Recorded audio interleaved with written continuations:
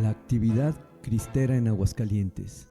La región de los Altos de Jalisco y Michoacán estuvo vinculado directamente en el movimiento armado cristero en defensa de la fe en contra del ejército y gobierno federal en la segunda década del siglo XX.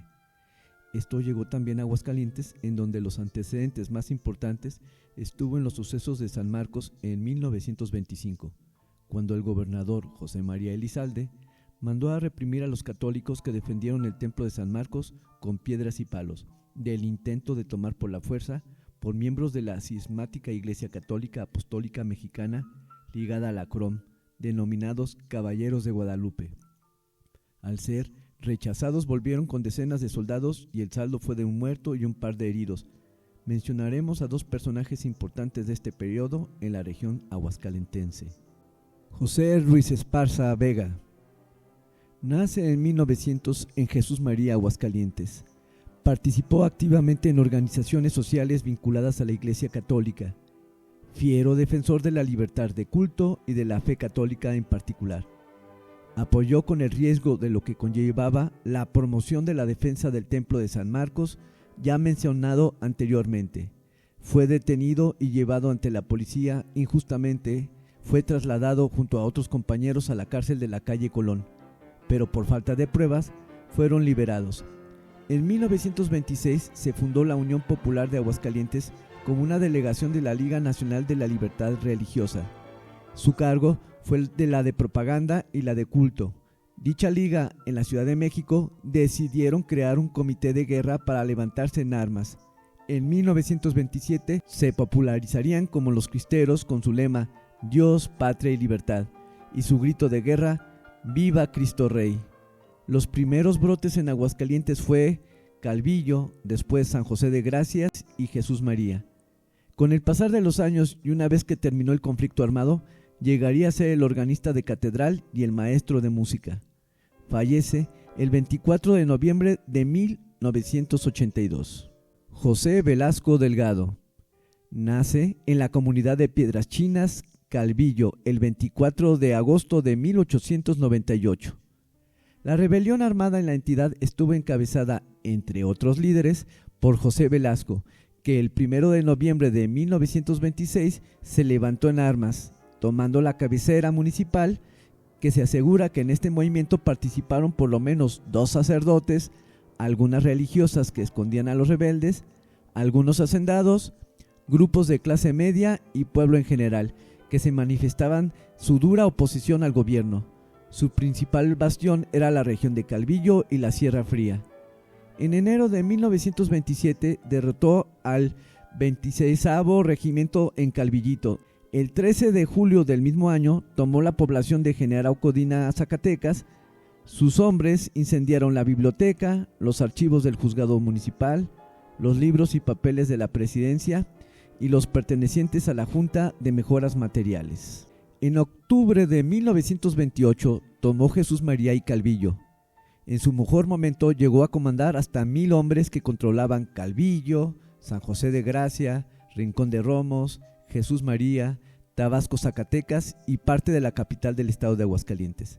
El 9 de mayo de 1929, al mando de 400 hombres, atacó el rancho de La Montesa en Villa García, derrotando a agraristas y a defensas locales. Participó junto a Manuel Ramírez en los atracos a trenes militares en los alrededores de Teocaltiche. En junio de 1929 entró a la ciudad de Aguascalientes, llegando hasta el templo de San Marcos, bajo el pretexto de buscar recursos para la guerra. Secuestraba, asesinaba y extorsionaba a los hacendados más ricos de Calvillo. El 29 de agosto de 1935 había llegado a la ciudad de Aguascalientes Velasco y su acompañante Plácido Nieto, a pasar ahí la noche y salir al día siguiente rumbo a Zacatecas, para entrevistarse con otro jefe cristero. Se ocultaron por la noche en la casa número 51 de la calle León, que se encontraba vacía y en reparación. Al día siguiente, los 2 cristeros recibieron la visita de las señoritas Loyola, hijas de la dueña de la hacienda de Ojo Caliente, con quienes conversaron un par de minutos. En los momentos en los que los jóvenes salían de la casa, llegaron policías y militares comandados por el teniente Óscar Sandoval. Entonces, Velasco y Nieto pretendieron huir por las azoteas, pero fueron vistos y comenzaron a ser perseguidos a balazos.